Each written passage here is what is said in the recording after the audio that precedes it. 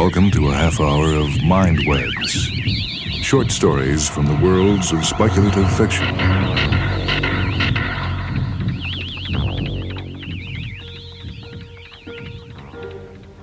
The story this time is from a book edited by Terry Carr titled On Our Way to the Future, a story that appeared in 1967 in the book New Writings in Science Fiction 10. It's A Taste for Dostoevsky by Brian W. Aldiss. He was nearly at the spaceship now, had slithered down the crater wall and was staggering across the few feet of broken rock that separated him from safety. He moved with the manic action of someone compensating for light gravity, his gauntleted hand stretched out before him. He blundered clumsily against the outcropping teeth of rock and fell on them. The knee joint of his suit snagged first on the rock, bursting wide. Still tumbling, the man grasped at his knee, feebly trying to clamp in the escaping oxygen-nitrogen mixture. But help was at hand. They'd been tracking his progress through the ship's viewer. The hatch was cycling open. Two men in spacesuits lowered themselves to the lunar surface and hurried over to the fallen figure. Grasping him firmly, they pulled him back into the ship. The hatch closed on them. The audience applauded vigorously. They loved the old corn. In the spaceship cabin, relaxing, the two rescuers lit mescahales and sat back. Eddie Moore sprawled on the floor, gasping. It had been a close one that time. He thought they were never coming for him. Slowly he sat up and removed his helmet. The others had gone by then. There were just a few technicians backstage, clearing up. Most of the audience had left the big hall now. There were just a few of them at the gallery at the far end, admiring the cleverly recreated lunar landscape. Eddie trudged through the mock pumice, head down, hands in pockets. Looking up, he saw that a solitary figure stood on a ridge of rock, staring moodily up at the fake heavens. He identified it as Kat Vindaloo, the Pakistani director of their show, and called a greeting to him. Kat nodded sourly and altered his position without actually coming any nearer to Moore. We went over well tonight. They still pay to come and watch. Your trouble is you're obsessed with being a failure, Kat. Come on, snap out of it. If there's anything wrong with the show, it's that it's too realistic. I'd personally like to see less of a dying foal to end with. Maybe a grand finale such as they'd have had at the end of the last century, with all the crew parading outside the ship and taking a bow. You're beginning to overact again, Eddie. And let me tell you, I'm the only one of the whole damn batch who still throws himself into the part. You can have no idea of the sort of life I lead, Kat. I'm an obsessive, that's what, like a character out of Dostoevsky. I live my parts. My life's all parts. Sometimes I hardly know who I really am. Listen, it gets so bad that sometimes I'm you. I mean, I sort of take your role. I was aware you were unbalanced, Eddie, of course. We all are in this game, and I suppose I may as well confess, since you are bound to forget every word I tell you, that my particularity is suffering any sort of insult people like to heap on me. So that's why I attract your attentions, I suppose. It's destiny, Eddie, but I fail entirely to see how you mean you are being me. Well, if you don't understand, it's no good explaining. What I mean to say is that sometimes, for days at a time, I think myself, though I'm pure English, to be an Indian like you, living in India. Oh, I am a Pakistani, Eddie, as I have told you many times. You are choosing your own way to insult me again, aren't you? Taking advantage of the fact that I fundamentally have this degrading urge to be insulted. How can you live like an Indian here? And why should I care if you do? Your life is your own to make a fool with if you care to. Now that I would dispute if you were capable of arguing properly. How far are any of our lives our own? Where do we live? Who lives us? Which is us? But to pose such philosophical questions to you, it's laughable. I must be out of my mind. The very truest words I have heard from you for months. You're mad. Don't you call me mad. The two tiny human figures confronted each other in the vast, gray, reconstructed landscape. Suddenly, one of them flung himself on the other.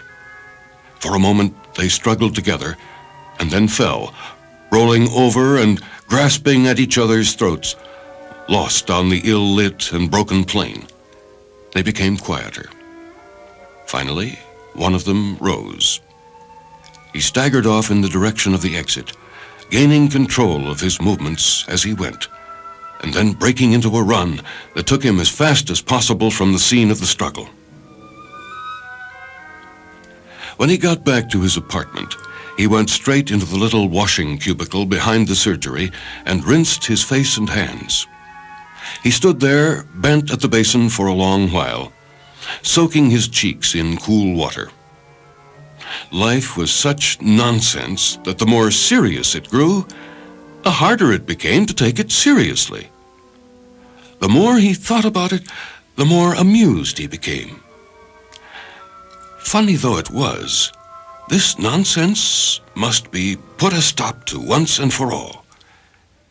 Clearly, he must go to see Etienne. He rolled down his sleeves, walked through the surgery, down the passage, and to the front door.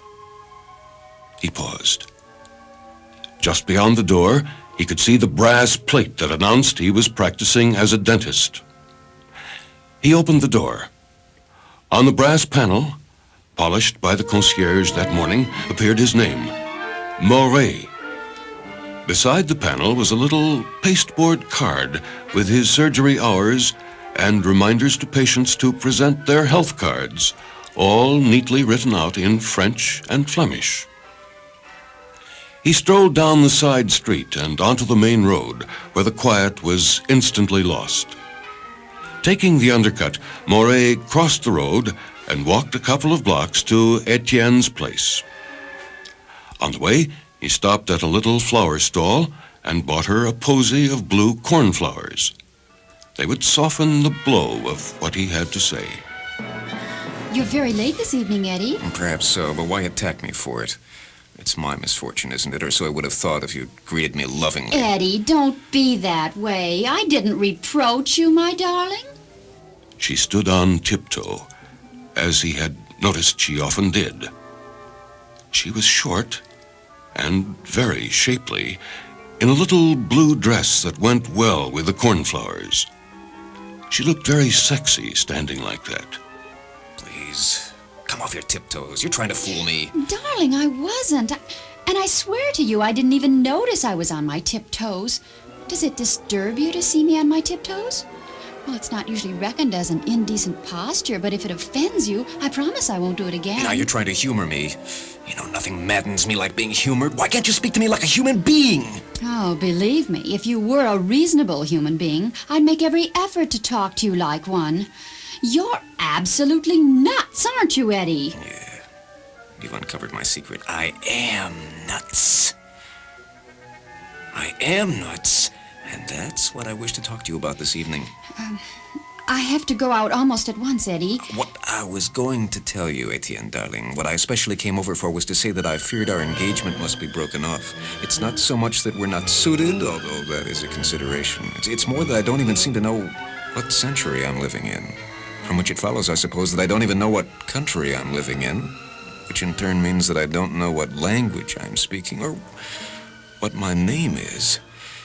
In fact, I don't even know what planet I'm on, whether it's the moon or Earth or Mars. Oh, take a look at yourself. Does that look like Mars? You were born on this coast. You know the North Sea when you see it, don't you? Don't interrupt me. Of course I can see it's the flaming North Sea. Well, then, don't talk so stupid. Look, Eddie, I've really about had enough of your nonsense. You come up here every Saturday night and break off our engagement. I do not! I've never broken it off before. Often I've been tempted to. You do, too. You don't know what you do. How do you think I like it? I've got my pride, you know. I can take an emotional scene just as well as the next girl. In fact, sometimes I rather think I enjoy them in a kinky sort of way. Maybe I am the kinky kind. No self-analysis, please. At least while I'm speaking. Have you any interest in me or haven't you? And who am I? Who indeed? Man's eternal quest for identity. Pity I have to carry mine out with such rotten partners. If you're going to be insulting, you can go, Eddie Moret. I know perfectly well what's wrong with you, and don't think I'm not sympathetic just because I don't show it.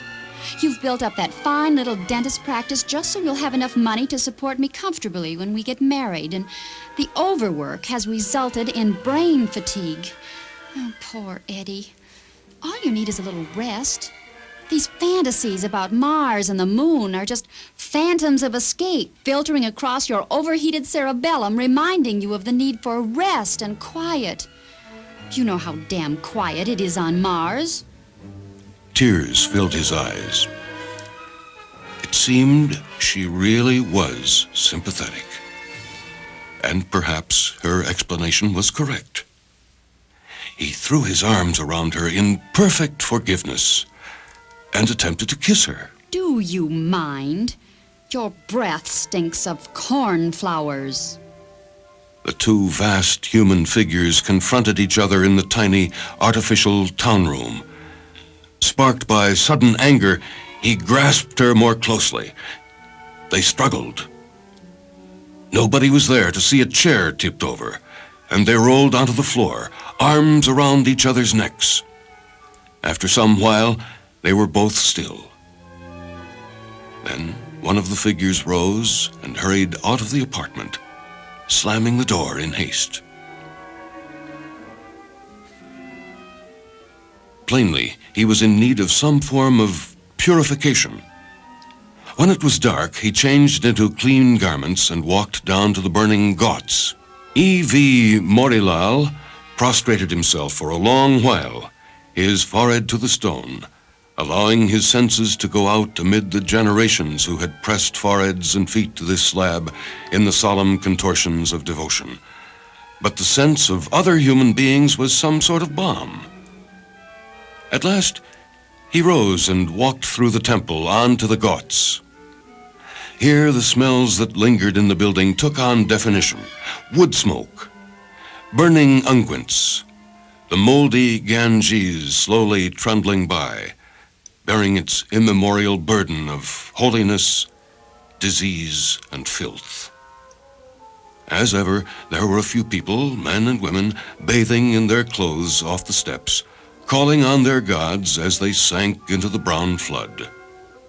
Restless, Morilal shuffled back and forth among the funeral pyres, some of which were unlit, awaiting midnight, some of which were burned out, the human freight reduced to drifting ash or a bit of recalcitrant femur.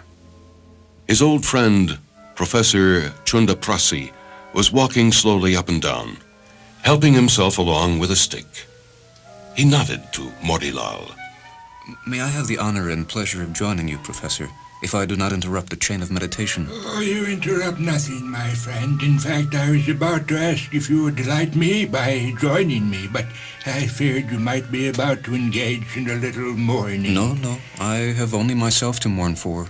You possibly know I have been away for some while. Forgive me, but I was not aware. You recall I greeted you yesterday at the railway station. Have you been away since then? No, Professor, you are a professor, so you understand many things above the powers of ordinary men such as myself, though even as I say ordinary men such as myself, I am conscious of my own extraordinariness. I am a unique human being. Oh, yes, of course. And the point really cannot be too greatly emphasized. No two men are alike.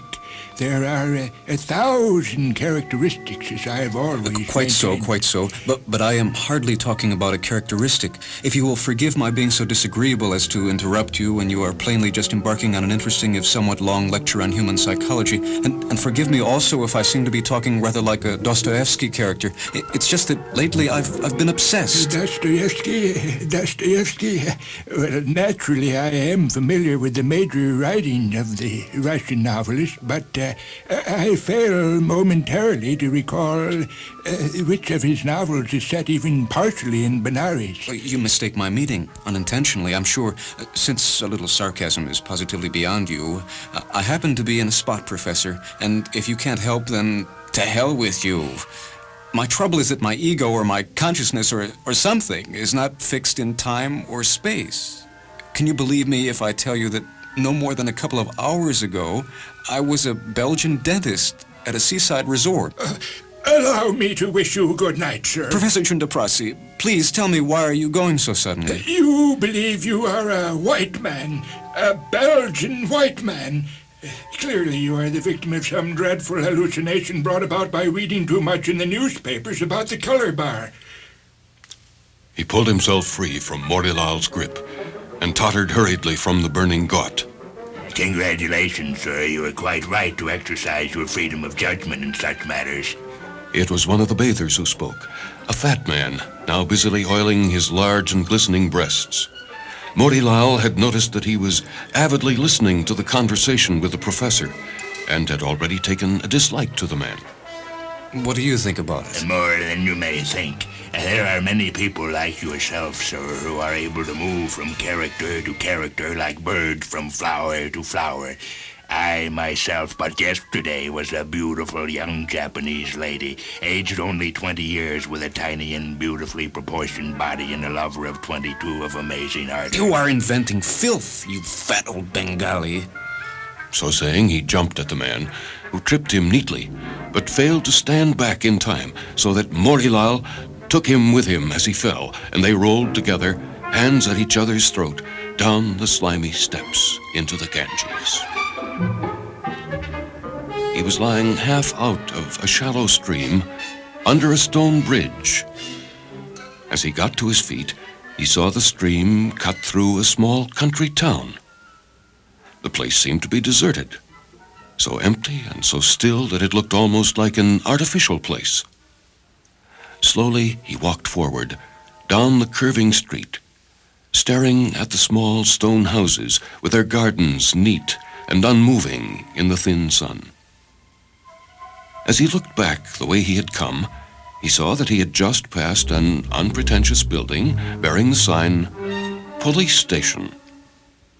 For several minutes he stared at it, and then moved briskly toward it, opened the door, and marched in.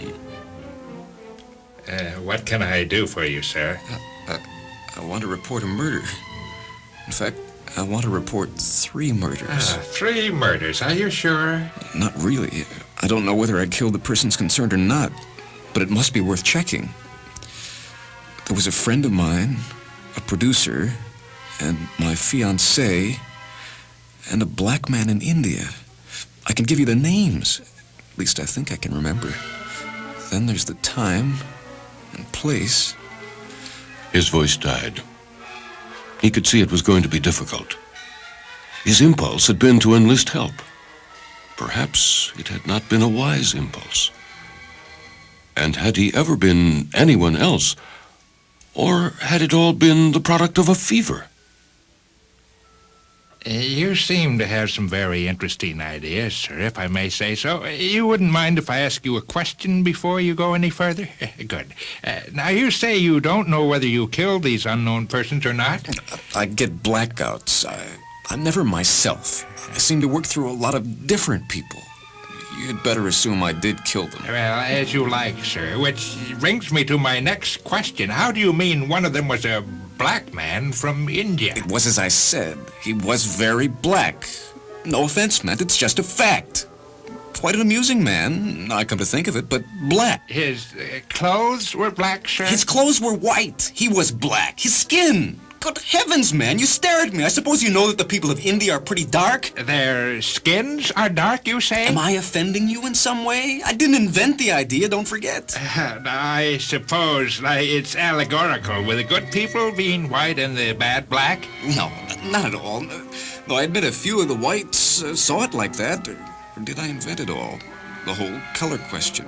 Perhaps it's all thrown up from the depths of my mind, where I did the murders. Can't have any subjective reality either. Wait. I remember. I'm nearly there.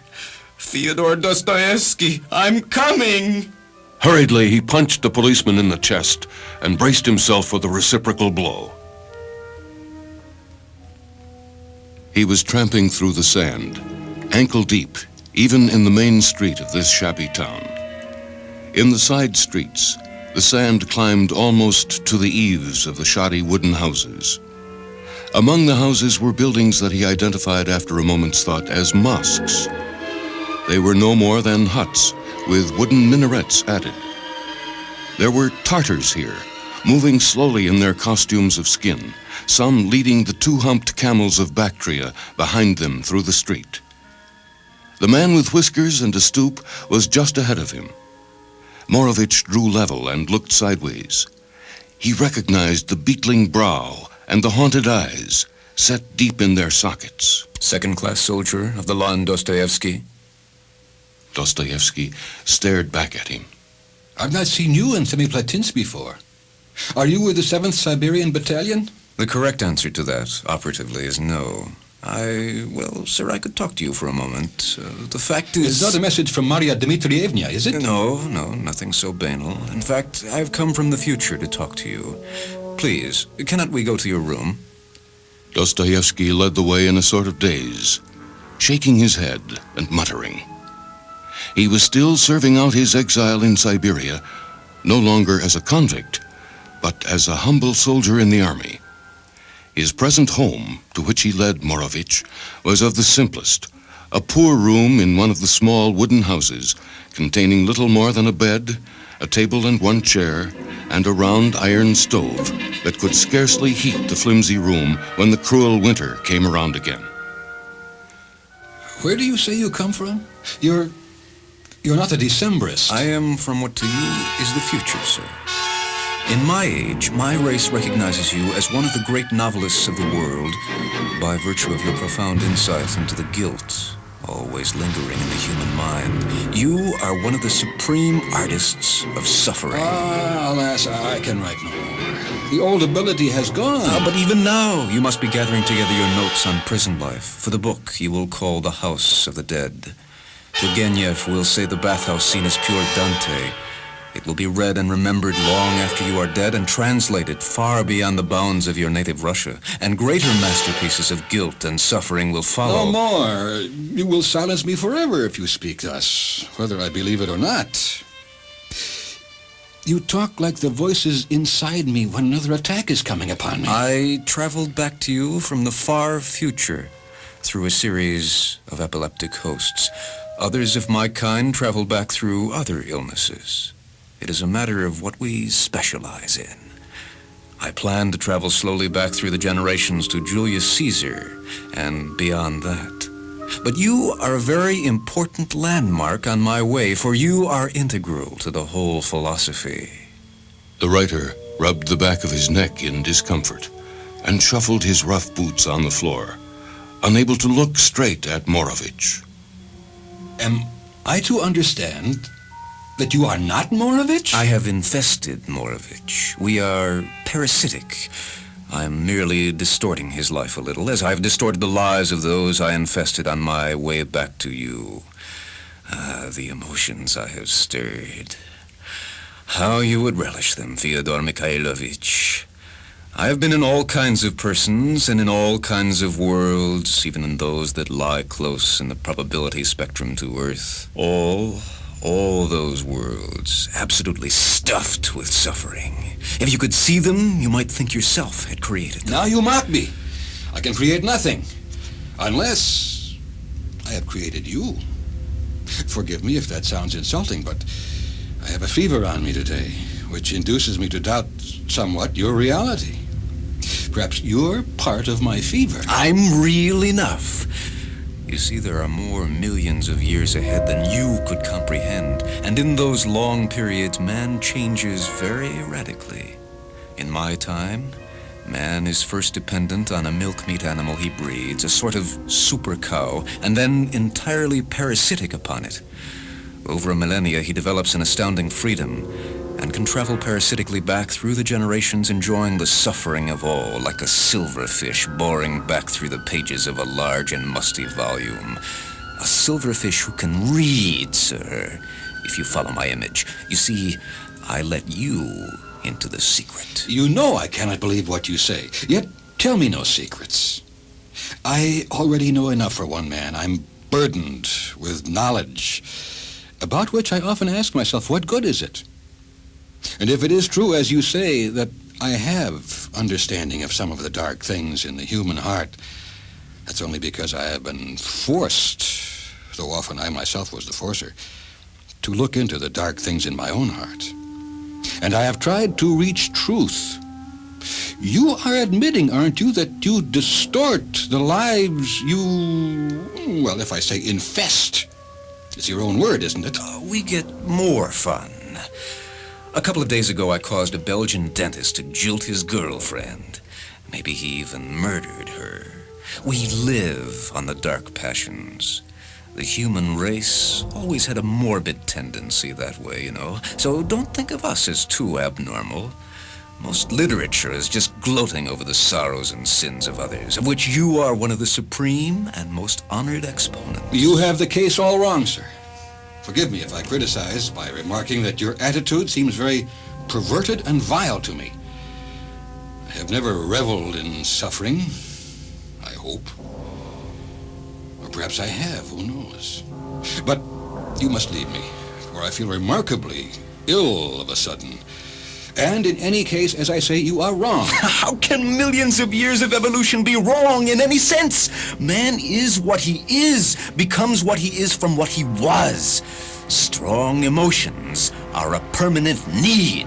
I shall come back to see you tomorrow, and then I shall leave this ignorant tribesman and infest, well, sir, it will be the greatest connoisseur's treat possible from our point of view. I shall infest you, and finally gain new insights into what suffering is like. It was so as to apply, as it were, the guilt to the gingerbread that I called first, so that I may know you inside and out. And I see you are, as you claim, an illness. Tomorrow I will be part of your illness. Goodbye, sir, and thank you for your courtesy and evident disbelief. Until tomorrow. He turned toward the door, on which the writer had hung a battered painting of a woman. As he did so, Dostoevsky bent quickly down and snatched up the poker from its resting place beside the stove. With a mighty swing, he brought it down across the man's unprotected head, much as Raskolnikov would one day be described as bringing down the hatchet on the old lady's head in Crime and Punishment. With scarcely a groan, Morovich sank to the floor, one arm sprawling out across the crumpled bed. Dostoevsky put the poker down. Then he began to tremble.